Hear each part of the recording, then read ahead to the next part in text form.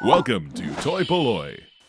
Hello and welcome to another video from toy-polloi. Today we're going to see if another of my many battle damaged figures can be fixed. In front of me here we have the remains of a Snowtrooper. Now this has been in my sort of battle damage box for quite a long time. It arrived in a bulk lot of figures that I bought about, I'd say, 2 years ago, and as you can see all that's left is a body and a left arm and a left leg, and it's been sitting there with me sort of thinking at some point I should be able to find the missing parts and put it all back together. So recently I had a quick quick ask around on my toy-polloi Facebook page to see if anyone could help me out, and almost immediately I had a response from Martin Loy, who said yes, he'd got a few bits and bobs, and he very kindly sent me 2 legs and another left arm. So almost immediately I'm that little bit closer getting the figure put back together. So we'll just take his right leg here. So there we go. I've now got 2 legs and an arm, and then as well as that,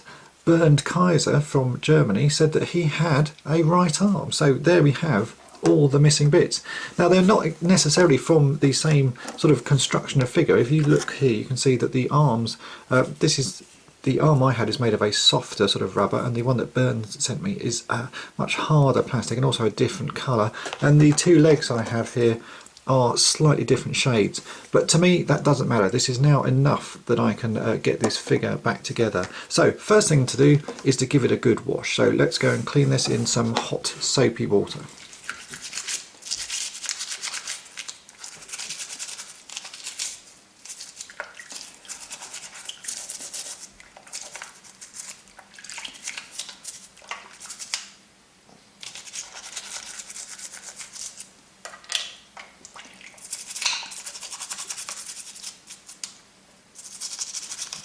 So now everything has been washed, I can sort of see if there's any areas that need fixing on this before I try and put it back together. And there's one area that tends to break quite commonly on these snow troopers, and that's the small little tabs where the skirt is held on. If you look on this one, you can see on this side there is still a little tab in place, and on this side the tab has snapped off, and actually snapped off quite cleanly on this one. Sometimes they've snapped off at a sort of odd angle and you need to trim them down. So before I put this back together I want to fix that, and I've shown in a previous video how to do this. I'm not going to show you again, but basically the principle is you use a bit of an old CD case which you trim down to a very small amount like that, and then glue it in place. So I'm just going to glue this one in place. If you want to see how it's done, check out my previous videos, and then we can get on with putting this figure back together.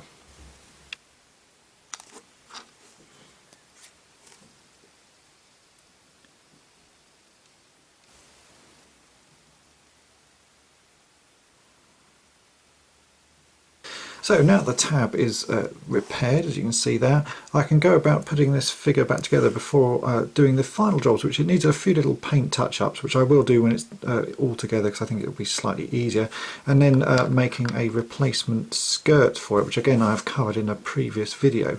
So first thing is we're going to put this together.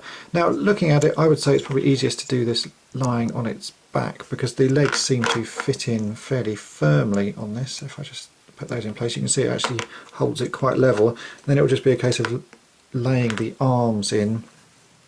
I think that's probably the easiest way to do it. It's always going to be a little bit fiddly doing this, and I'm just going to dot a few little bits of super glue. You can see that this was glued together at one point.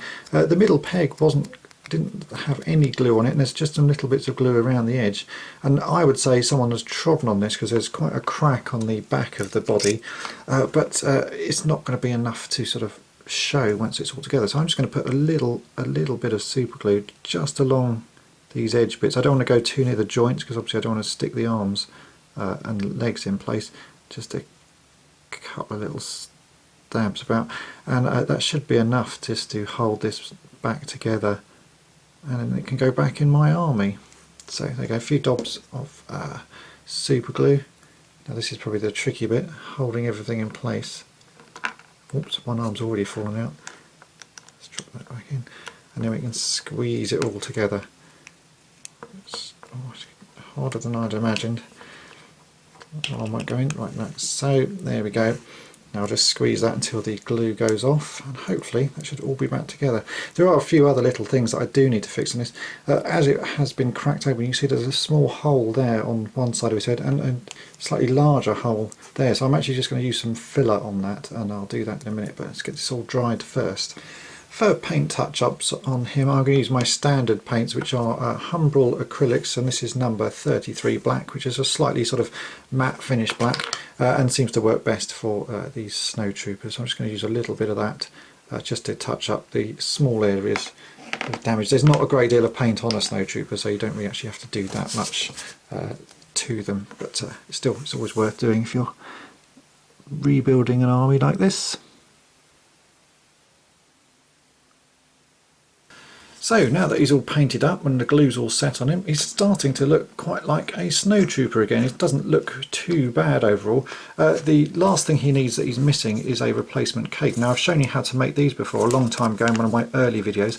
I have here a paper template which I made from an image that you can find just doing a Google image search. So you cut that out, and then I use some vinyl that you buy. This is a vinyl blow-up ghost that I bought around Halloween time, but you basically just buy any sort of blow-up toy that is made out of a white vinyl, and the vinyl is a pretty good match to the original cape plastic. So from that you then have to cut out one of the little versions of the skirt, and as you can see here I have one. So this has a nice shiny side and a slightly matte side, and hopefully will fit on the new tabs that I've created on this. So if I just hook this over like so.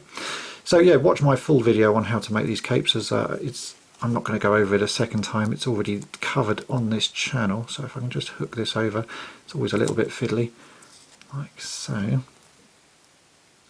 It's all should fit quite nicely. It's been a bit awkward today, but that doesn't look too bad.